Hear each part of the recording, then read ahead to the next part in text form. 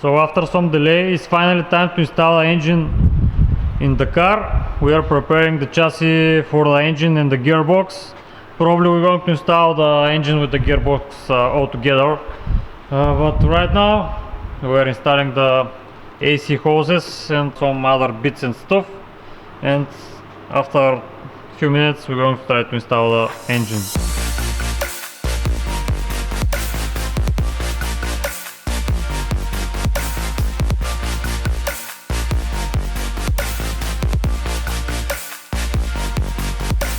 So after a little bit of struggle, the engine is inside the car, and as you can see, the engine is pretty much installed. The only thing that's left is to tighten the bolts for the engine mounts. But now we're going to need to figure out where everything goes, because it have been several months. Yeah, we forgot some things where they were, but luckily enough we are working on these types of cars, and from little bit of experience, pretty much most of the things we know where it goes. But still, like this cable here, we made little bit of mistake. This positive cable, which should go here, should go through this plastic bracket through the intake manifold, but yeah, we made a little bit of mistake and rerouted from here, so we're going to figure out how to make it go from here. Other than that, the gearbox is installed, the drive shaft, the exhaust, everything. The things which are left to be installed is of course the front. By the front I mean we're going to install the... So give me a second, guys. Okay, that's a little bit better. We're going to install the Mishimoto radiator. Plus we're going to need to install the electrical fan. Before, the car was running with a clutch fan and the owner decided to remove it, so we're going to install an electric fan. We decided to go with OEM thermostat. The owner decided to not install any performance thermostats. We're going to keep it that way. A little bit more work to do before starting up the engine. We're going to need to figure out some bits where they were and so on. After a few months, it's time to install the radiator, and as you can see from the dust over the package. Now we're going to remove this radiator. We're going to see how it looks like. Yeah, we already saw. So let's see what we have inside.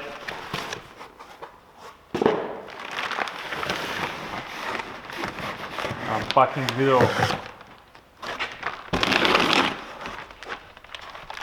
Yeah, we have some additional hardware in the package.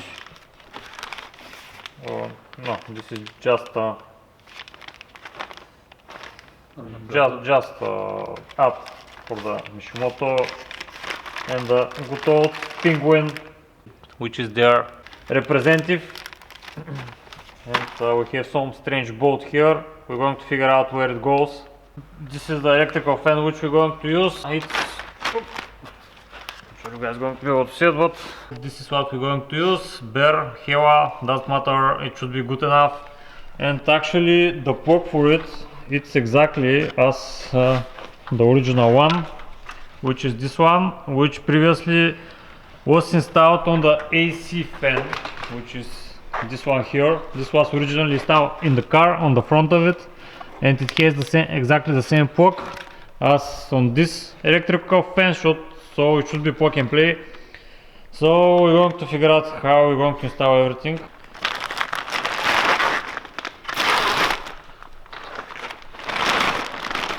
So it really depends how you're going to install it, with the M on the front or with the W. As usual, Mishimoto are making really good products, and it should be really reliable and high quality stuff, especially because of the price. But yeah, it looks shiny and promising. So let's see how we're going to install a fan. Yeah, probably should align here. Yeah, here we don't have it, but okay, here and here, and on the top. On the top we don't have nothing.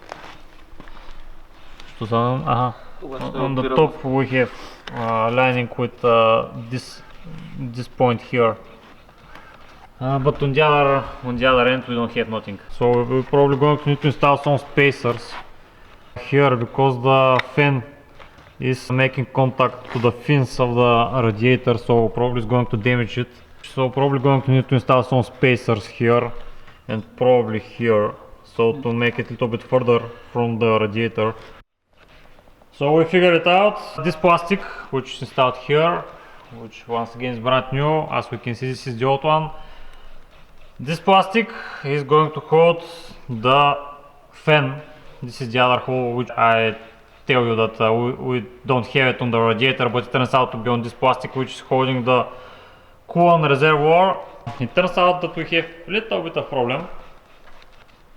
This lip here is pressing the radiator a little bit here, and if we leave it like that, probably after a while it's going to cut the radiator here and it's going to start leaking. Yeah, so we're going to try to install some rubber insulation here, so to make it a little bit further from the radiator, so to not rub it. And I think it's going to work. We're going to install one more here, so this is going to make the fan shroud a little bit further from the radiator, so it should work, I believe, and I'm going to show you how it looks in the end. So a little bit of update where we're at. The fan is installed, as I told you. It's held by this plastic which should hold the coolant reservoir, the bolt here. Plus we need to modify a little bit the radiator because this fixator legs for the fan didn't align to the holes originally on the radiator, so we needed to drill it a little bit further so to make it fit. Not a big deal. And yeah, we have installed the new AC radiator and no more M from the Mishimoto because it's covered. The only where you can see it a little bit is here. But yeah, it's not going to be visible, so probably the only way you're going to know it's Mishimoto is from the top. So pretty much it's ready to be installed in the car. We're going to try to fit it, we're going to see how it holds. And yeah, this is how to install the Mishimoto with the electric fan. So we have installed the both radiators with the fan, everything in package. And this is the clearance in front of the engine. It's not a lot, but it should work. We're going to have some little bit hard access to the lower coils of the thermostat housing, but it's not impossible. This is the plug which is going to the fan. We have enough wiring to go there. We're going to need to figure out where we're going to reroute the wiring so to not interfere on the serpentine belt. So a little bit of update. We were pretty much ready to start up the car, but the owner decided in the last moment that he wants to change the hydraulic rack, because the rack which the car came with were this with the purple or violet marking, which should comes from the pre-facelift E46, and we know this car is a facelift E46, so he decided that he wants a facelift hydraulic rack, which should be the yellow one. As we can see right now, we have installed a yellow steering rack. From my knowledge, the purple one is better, but this is only by me because people are claiming that this purple steering racks should be beefier than the yellow ones. The owner decided that he wants the yellow one. I think the steering ratio of the both hydraulic racks is the same. I believe it was something like 2.7 from full left to full right. So pretty much, as I told you, we are ready to start up the car. The only thing that's left is to connect the 4 lambda sensors, but this is not big of a deal. Some pro tip: I'm not going to install the spark plugs yet because the initial cranking is going to be without any compression. It's always a good idea with a freshly built engine to do your first crank up for several seconds without any compression, because this is going to reduce the pressure which is applied on the conrod bearings before the whole oil system is filled with fresh new oil. So it's always a good idea to crank up the engine without compression, and after, let's say, 30 seconds, when we have enough oil pressure, I'm going to install the spark plugs. I'm going to install, of course, the coils and everything else, so the car to be able to start up. So For the initial startup and breaking in the piston rings, we're going to use this AMSO oil, break-in oil, which we bought. I bought in total 8 liters. Actually, the American specification for 1 quart is 946 millimeters, which is not exactly 1 liter. If we remove 50 milliliters from all of the bottles, this is going to be 7.5 liters. It's always a good idea to use oil like that, or a good mineral based oil for the initial startup with fresh new piston rings and a fresh new honing on the cylinder block. So that's why we're going to use this oil. We're probably going to run with this oil approximately between 100 and 150 kilometers, no more than that. The break-in process is not going to be as many of you going to think. We are not going to do it, let's say, for 2000 kilometers with a minor watt of the engine. But the break-in process is much more complex and it's not like most of you going to think about. So just a few words about the oil. As we can see, high sink formula, which is kind of important for this type of engines like M54, M52, which use a tapered type hydraulic lifters. It's always a good idea to use oil like that, especially if the lifters are brand new. In our case, they are the old ones, but if they are brand new, it's highly recommended to use a break-in oil like this. It's going to help to seat them better on the camshafts. Just going to say a few words about the break-in process, because probably many of you is going to ask me this. We're going to start up the car just to see how it runs for several, let's say 1 minute or something like that, just to check is there some major leaks or anything like that. If everything's okay, we're going to shut down the car, and after that we're going to take directly the car on the highway. I'm not going to wait for the car to heat up or anything like that. We're going to take the car to the highway. We're going to start driving it, because you don't want to run your car on idle without any watt applied to the engine, because this is going to make the so-called glazing effect on the honing of the cylinders, which you don't want.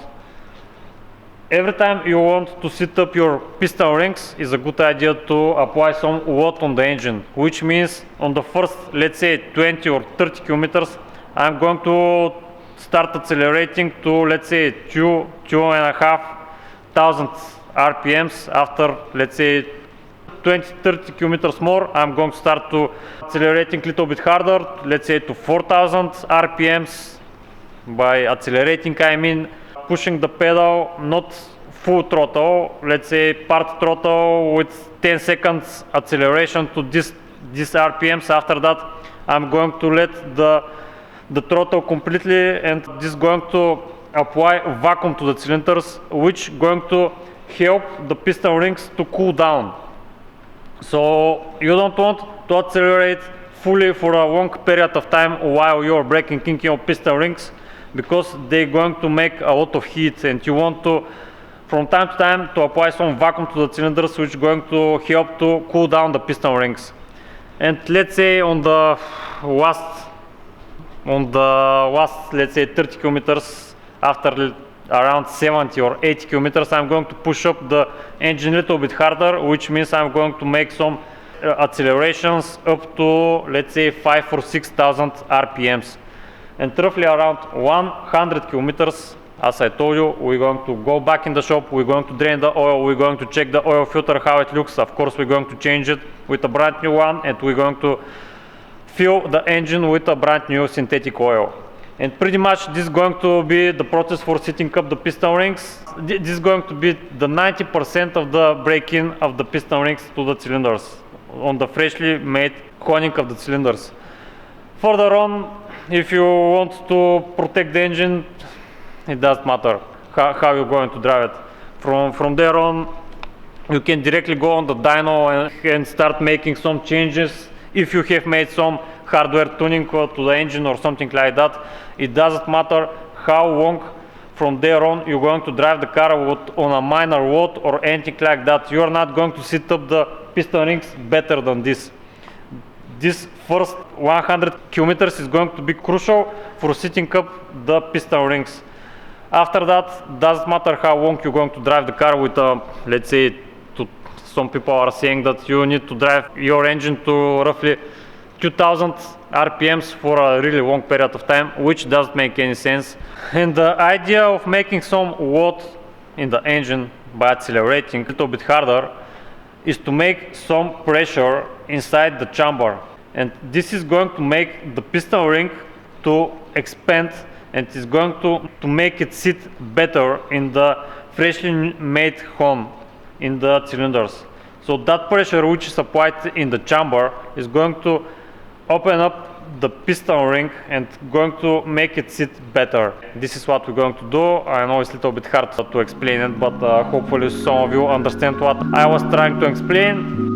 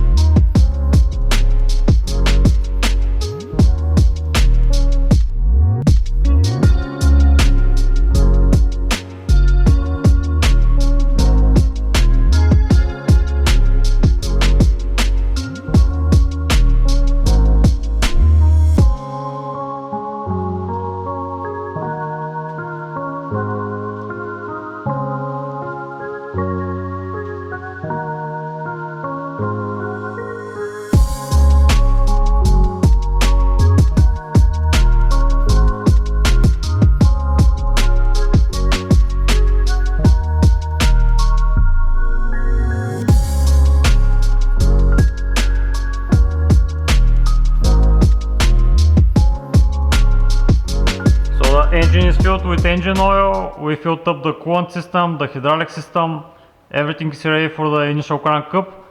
As I told you, we're going to crank it without the spark plugs in place, so to don't have any compression. So we're going to crank it for, let's say, 30 seconds, and after that we're going to install the spark plugs. As usual, long projects, we have a bad battery, so second try.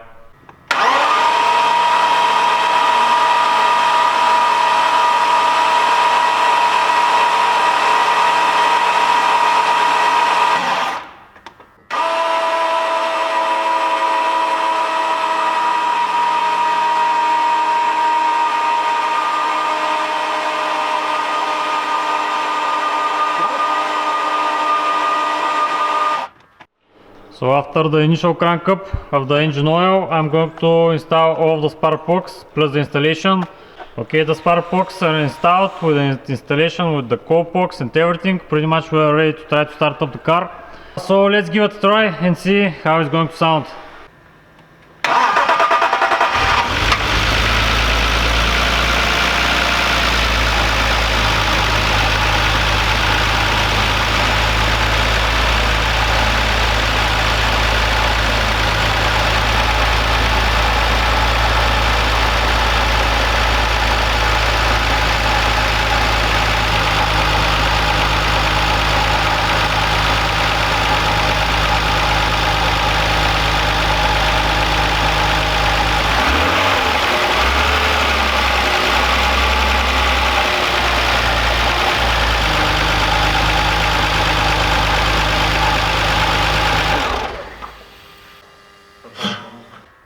Okay, what you going to say, so? Котика check.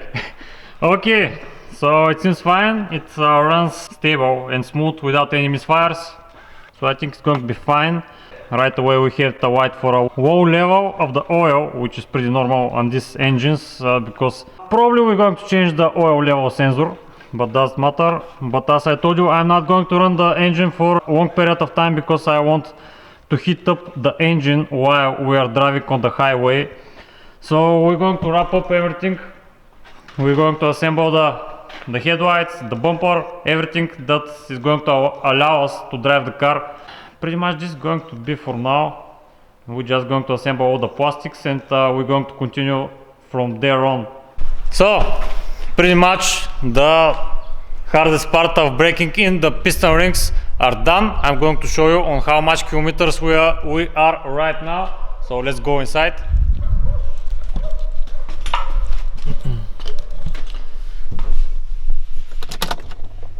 So the mileage which we traveled is how much? 112 kilometers in total with the first oil, the break-in oil, and pretty much 80 or 90% of the break-in process is done. The next step which we're going to do is to drain the whole oil, change the oil filter, and now we're going to put some mineral based oil, and after that the owner going to drive the car for between 500 and 700 kilometers, and after that once again we're going to drain it, we're going to change the oil filter, and from there on we're finally going to put some fully synthetic oil in the engine, and from there on this is going to be the main oil for this engine. But pretty much this is the procedure for the break-in process. First of all, we saw what oil we use, the break-in oil. After that, mineral based oil, good quality one, and after that we're going to proceed with the synthetic oil. So just to show you once again, now we're going to fill up the engine with this mineral based oil, the good old Mercedes-Benz approval. After between 500 and 700 kilometers, we're finally going to fill the engine with a fully synthetic oil. Once again, we're going to use Moto because I believe it's one of the best oils in the market. So this is the process for the break-in of the engine, and rather than that, everything looks dry underneath the engine bay. And the last footage with the decorational cover over the engine. This is the last thing which I forgot to record. So this is how it looks like, the engine bay with everything assembled like a brand new engine.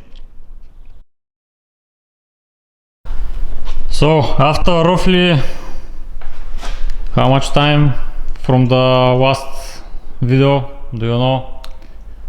The last video was about the 7-8 months. 7-8 months? Really? Oh, so much? Maybe 6. Before the first start? It was April, so 6-7 months. Okay, I don't know so much. So, okay, roughly half an year before the first start. So, the owner going to say a few words about, yeah, this is, how is your name in English? Todor. My name is, in English is the same as in Bulgarian. It is Todor. So he going to say a few words, what he go through for doing the, how to call it, for breaking in the piston rings, what steps he go through, and what we decided to do for doing this job. So give us some insight. Alright, so after assembling the engine we used break-in oil, and I drove the car roughly 100 kilometers in mixed range of revolutions. Then we drained it and we put mineral oil, and I drove the car for another 300-500 kilometers. Then again we drained it and put full synthetic W540 oil, and the car has now roughly 8,000 kilometers on the fully synthetic oil. Yeah, we actually already done the oil change on the car. We once again have put it 5W40. Yeah, actually the car is in roughly around 10,000. More like 9,000 kilometers. Yeah, 9,000 after the overhaul. Still, it's running strong without some issues. So, yeah, just going to show you the final.